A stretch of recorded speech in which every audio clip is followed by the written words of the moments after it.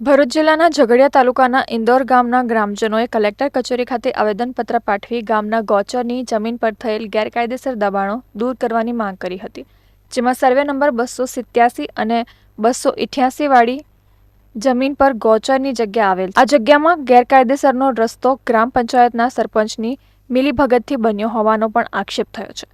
એટલું જ નહીં, આ રસ્તા પરથી રોજની 500 ટ્રકો અને ડમ્પરો પસાર થાય છે, જેને કારણે આજુબાજુની વસ્તી તથા ગોધનને ખૂબ જ મુશ્કેલી સહન કરવી પડે છે।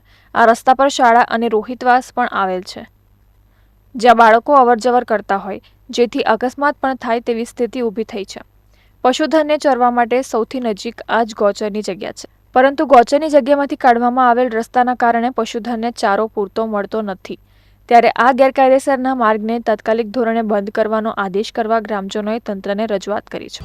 હવે મતલબ ગોચરમાં જે 287 નંબરમાં એ લોકો ઇનલીગલ રસ્તો બનાવી ત્યાંથી રેતીની ગાડીઓ નીકળે છે, એમાં ગામજનોને બહુ જ તકલીફ છે। ત્યાં નજીક શાળા આવેલી છે, રોહિતવાસ આવેલો છે, સ્કૂલના છોકરા જતા આવતા છે, એ રીતે બધોને તકલીફ પડે છે। એના માટે અમે આવેદનપત્ર કલેક્ટર સાહેબને આપવા આવેલા છે।